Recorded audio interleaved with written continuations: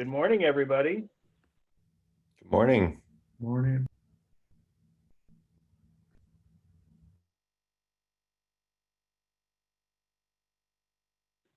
Or afternoon or evening. Sorry to be US West centric.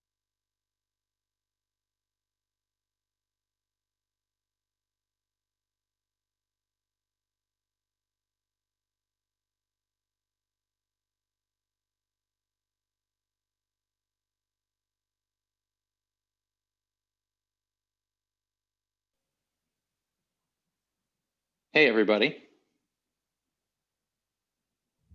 Hey, Paul. Hey, Jeremy. Okay, Jeremy, I think you're the only agenda item for today. Do you want to take it away? Sure. Yeah, so today I really kind of wanted to revisit cluster ID, an older proposal from last year that some of you probably remember, that basically wants to introduce some kind of formalized concept of how we identify clusters. So let me share shortly here. I'm just kind of thinking back over the conversations that we had about cluster set use cases and what our registry could look like. Kind of the one consistent thing that that came out of that was that we really need a way to identify clusters, and we need to sort out what that actually entails. So I'm going to share this draft here.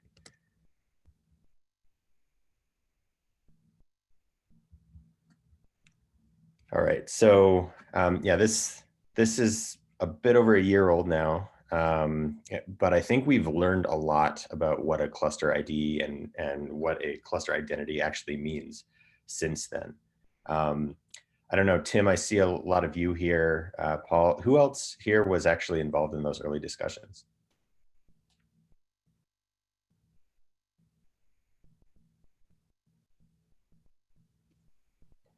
Paul, Tim? I think I thought you were asking for people that weren't me. I was, yeah. But if nobody else here, then I think it would be really good to have your insight as we kind of talk about how I see this, because there are a lot of really good conversations in here, and the kind of the key points that pop out for me in the original discussion were basically the concept of some automatically generated UID for each cluster. Some form of alias keeps coming up because machine generated things are not very nice to type, and you probably actually want to be able to reference clusters as a human without having to go through additional tooling. And the question of whether or not these things should be verifiable. Those are kind of the big highlights. So sorry, I lost. Go ahead, Paul. I was just going to say, Jeremy, I think maybe I read something into the description of the agenda item, and I just want to check my assumption, which is that what I expected is that you would maybe be like through this conversation walking us up to how would we reference, like using the cluster ID as a coordinate in some other APIs. Is that where we're going? Yes. Yeah, or what that actually needs. Because we're kind of talking about the registry as an API, and we got a little deep, I think, into use cases for a registry, and it and a bunch of different use cases came up, and they all had different needs. And a cluster ID is kind of the one central thing that all of those different use cases had in common. Yeah, and that makes sense. And I think there's an aspect that I read into that conversation that I think is important to you too, Tim, which is that we don't want to like standardize around necessarily a certain implementation of a registry or a certain even like resource level API as like one aspect that I see present in that conversation, right? Yeah, so sorry, I was going to reply to you earlier, Jeremy, but I couldn't find my tab. I lost you in all my tabs, but I found you now. So I think what you just said, Paul, is exactly right. I think we want to define the semantics, but not necessarily the API of the group. And the cluster ID, I think, is an important part of the group. And what we need to define here is, given that I am in a cluster, how can I learn something about this cluster with respect to the larger scope? And I think maybe where we went wrong before is that we over-focused on like the enforcement parts of this.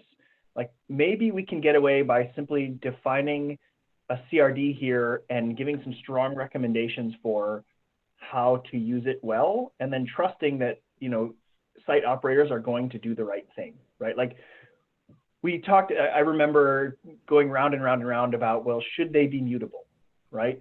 Well, you know what? I think at the end of the day, we can't actually practically enforce that they are never mutated. So let's just document that they really should never be mutated. And if you mutate it, you break it and you get to keep both parts. And like a good operator will heed and a bad operator won't. And that's true no matter how many roadblocks we throw in their way. Yeah. So I hear where you're coming from. I guess another thing in my brain is that like it's easier to loosen restrictions than tighten them, but I think it's important to keep in mind that like when we talk about starting with X or Y, that like there's no reason that has to span like multiple levels of maturity. Like we could have a cycle of start with something fairly loose and tighten it even while things are in alpha as stuff becomes more clear, right? Totally, Also, totally. And look, for like I come at this with two hats on, right? And part of it is my community hat, and I just want to get something done because I hear people talking about it. But also part of it is my managed service provider hat, where like I just want to be able to throw some information into the cluster in a way that I can verify that it was me who put it there in the first place, so I can come back and get it later. And we just don't have a really good answer to that. well, we also have quite a different landscape, I think, than when we last talked about this. Like last time, I think there were a lot of questions about, I think a few times in this doc, the concept of scope, like unique for how long, like immutable for how long, like what is the lifespan of a cluster ID? And we now have this concept of cluster set, which is a new thing that really, like within a cluster set, I think you need uniqueness. I think that seems like a pretty straight, like I would like to be able to actually uniquely name each cluster within a cluster set. That's like a very tangible thing that we didn't have before. I want to uniquely name every cluster everywhere in the universe is a much harder thing to kind of create guidelines around, but a cluster set is a very concrete boundary for a cluster ID. And it's also a lifespan too. Like the name of a cluster probably shouldn't change, you know, within the span of its membership within a cluster set, right? So that I think we have some things that make it easier to talk about now, and we also have some new real requirements, like, you know, multi-cluster services for headless services, at least, kind of hand waves at a cluster ID in the address for pods in a headless service. And so, okay, now it has to be a valid DNS label, which may have been implied but never really spelled out before, right? So there's some new requirements and a new scope that I think make it easier to have this conversation. But I absolutely agree that like we can probably just give good recommendations, and I don't know that we need to strongly define anything here, except, you know, it would be good to know that this, like, there is a cluster registry, or not a cluster registry, sorry, a cluster ID for each cluster in a cluster set, and it has these characteristics. And I think that's where I'd like to get to as a starting point, so that we can, you know, look at what a registry would look like, also so that we can unblock one of the beta requirements for the MCS API as well, which is kind of figuring out like, how will this look going forward?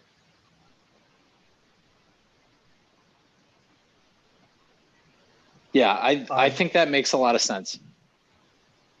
Yeah, I think I'll also venture the opinion that it is probably always going to be the case that we need to leave durability of uniqueness up to the administrator. Yeah, but I think an interesting part to that is thinking about this in a cluster set context, which obviously we're not supposed to design cluster ID based on a cluster set, but if we can document the expectations, like for instance, we can say cluster set could say we expect cluster ID to be unique, and we'll reject connection attempts from 2 different endpoints with the same cluster ID. But then on the other hand, if a cluster disappears and comes back with the same cluster ID, then based on the assumption that the cluster IDs are immutable and have a long lifespan, if that is the case in the cluster ID spec, then the cluster set can assume that a new cluster with the same cluster ID as a previous cluster it knew about is the same.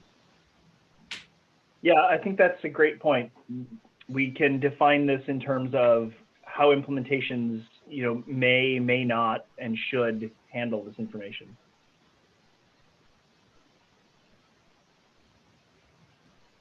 That sounds good to me. Okay.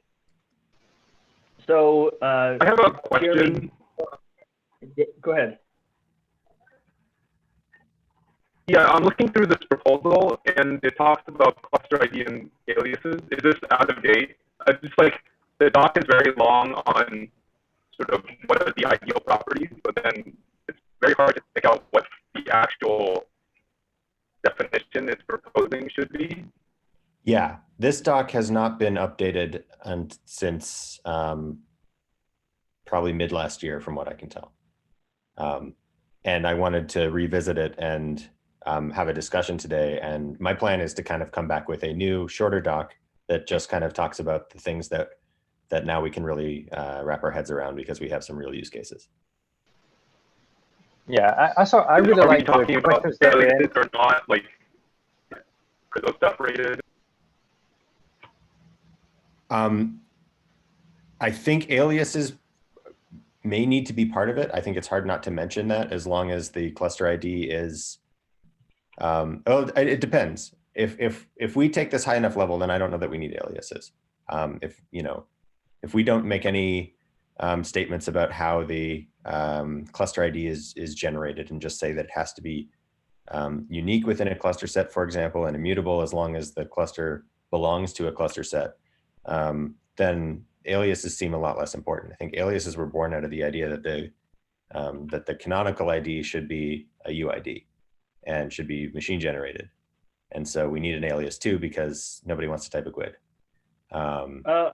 I still feel like we probably want some affordance for aliases. The question is whether it's actually literally defining them as aliases, or simply saying, here are provider-specific metadata, and some implementations of registry may choose to have aliases that allow them to evolve over time, and some may not. Right. And I think, like, to me, you can always have an alias for anything. Whether or not it needs to be encoded in the spec comes down to whether or not the characteristics of the alias are actually important to using the core spec. And I think in the original design, it seems like an alias was pretty important to have for a bunch of use cases of actually referencing clusters. If we do go with this approach, which I think we should, of kind of a higher level should handle, may not, those things are, and we kind of just get to the basic characteristics, then I think an alias can be left up to an implementer. Yeah, if I like cluster names. Sorry. Oh, yeah, if I might add the use case, we also have using a cluster ID, but for instance, we are using like Thanos to gather all the cluster metrics and stuff, and And I think having an alias, it will be really helpful in order to be able to identify which kind of cluster are the metrics that they are coming from and stuff. From a monitoring perspective, it sounds very useful. So maybe the right first step is to sort of start from first principles and see if we can really rethink the requirements. So like that, the last one was a really good one, right? Like an agent in the cluster wants to know the cluster's name so that it can decorate metrics with the cluster name, right? And just like try to collect some base requirement statements. I got a gut feeling here that if we have more than like 8 or 10 requirement statements, we're probably missing the boat again. Yeah. Yep. I agree. I think this needs to be simple, easy to understand.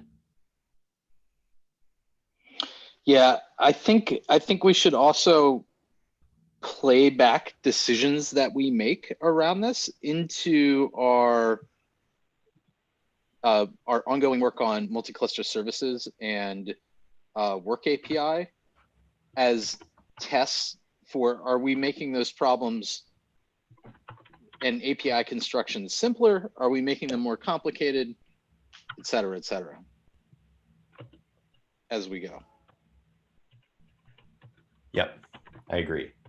I think that's a really good way to frame it, and why I think that we're in a better place to have this conversation now than before, when it seems like a lot of the use cases were fabricated. Now we have some real in-flight projects that need this.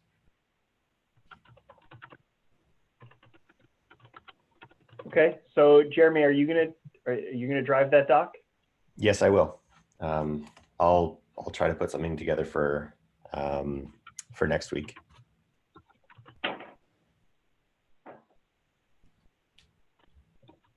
So Jeremy, one of the things that I wonder is,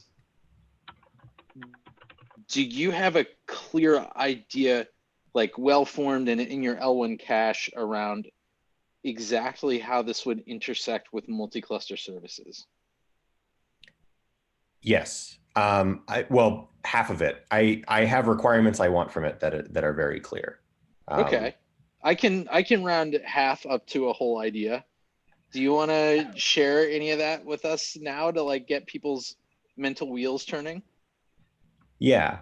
I mean, the basic thing I'm thinking about here is that when you add a cluster to a cluster set, whatever it means in this case, because we still have to talk about the registry concept, right? But to be a member of a cluster set, a cluster needs a unique name that is a valid DNS label. That's one of the MCS requirements. That needs to live as long as the cluster is a member of that cluster set.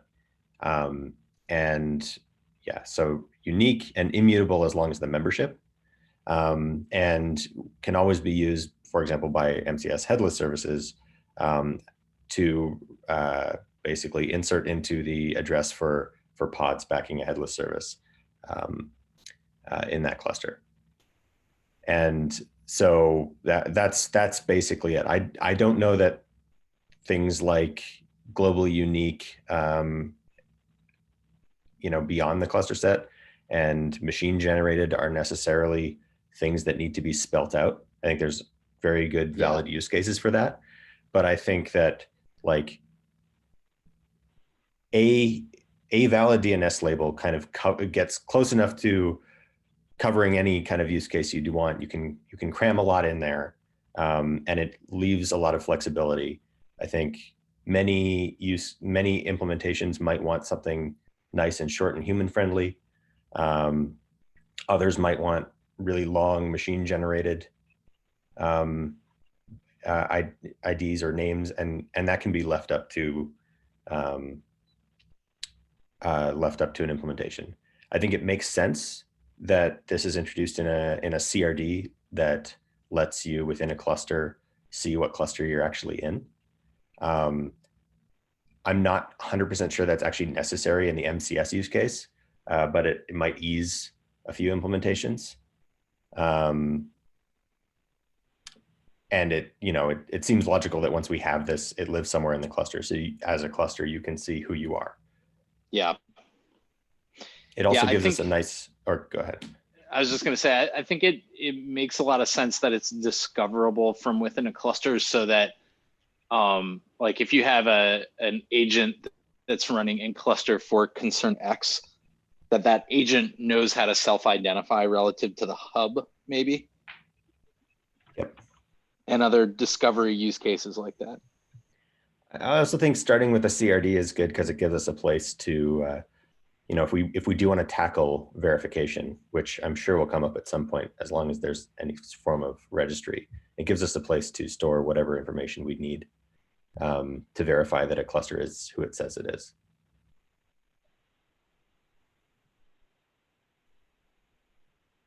But that's kind of the super short form. And where I plan to start with this doc to get this rolling, and hopefully we can keep it more high level. I've really liked the way MCS is focused on just the bare minimum that we actually need to create some common functionality, and left a lot open to implementation. And I think Cluster ID should probably do the same.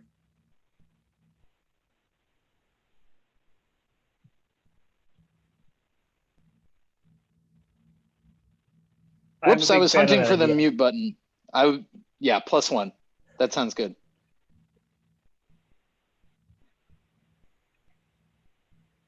So is that what you wanted to cover today? Are we talked through for that for now? I think so. Yeah, that's all I wanted to cover, and I think the next step is definitely going to be better around a doc that I'll put together and share with the list. Okay, that sounds good. If we're talked through on that, I'll just mention that that Chojin has been reading some comments in the work API doc. I don't know if he's here today, but I know that he was looking at those and thinking about them. So we might have an update to provide around that next week. Awesome.